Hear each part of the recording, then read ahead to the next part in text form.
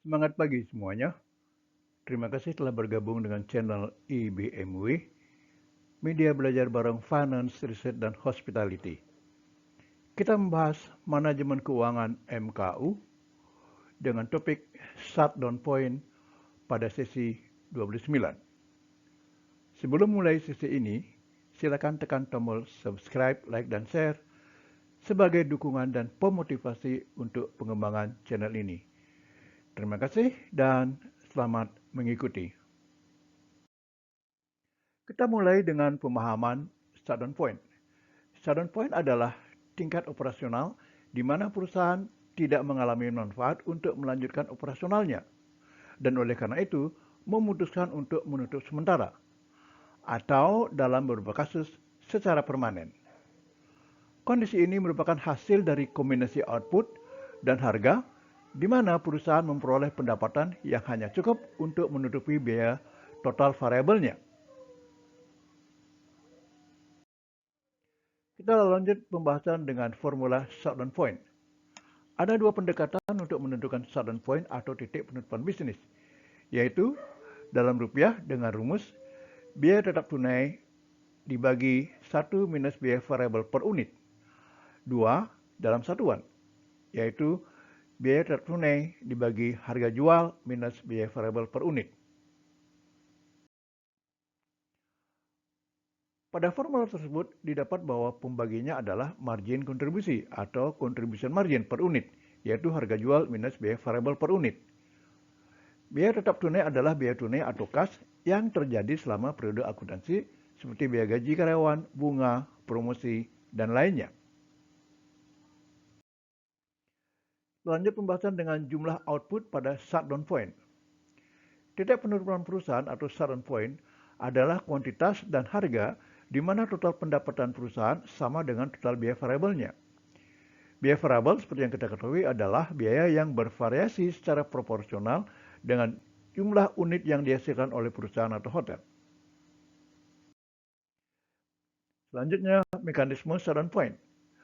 Pada titik penutupan, tidak ada manfaat ekonomi untuk melanjutkan produksi. Jika kerugian tambahan terjadi, baik melalui kenaikan biaya variabel atau penurunan pendapatan, biaya operasional akan lebih besar daripada pendapatan. Pada kondisi itu, menghentikan operasional lebih praktis dan logis daripada melanjutkannya. Jika sebaliknya terjadi, melanjutkan produksi lebih logis.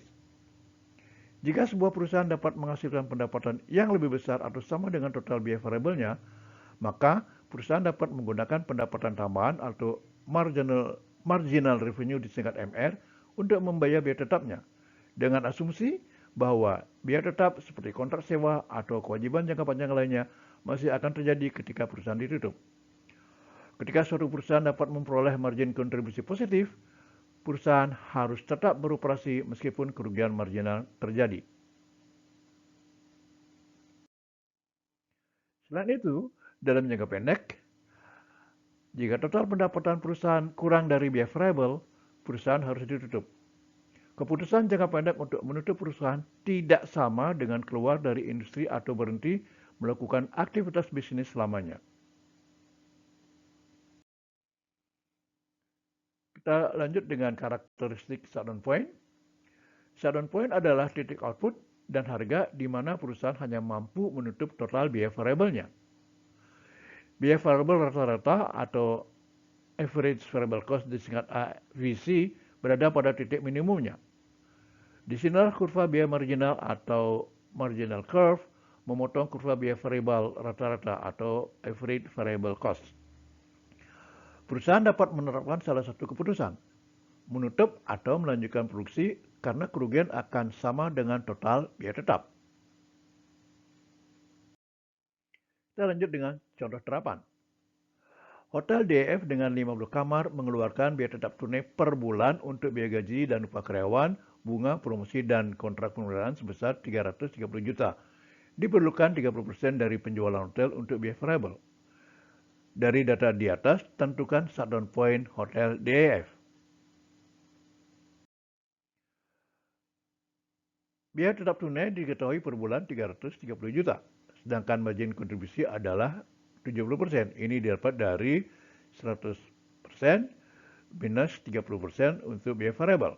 Dengan demikian, shutdown point didapat 471.428.571 didapat dari biaya tetap tunai sebesar 330 juta dibagi 70% yang merupakan margin kontribusi. Jadi, bila biaya tetap tunai hotel DAF mencapai jumlah 471.428.571, maka bisnis ditutup atau shutdown. Agar diingat bahwa tindakan shutdown tidak berarti bahwa pebisnis keluar dari bisnis untuk selamanya.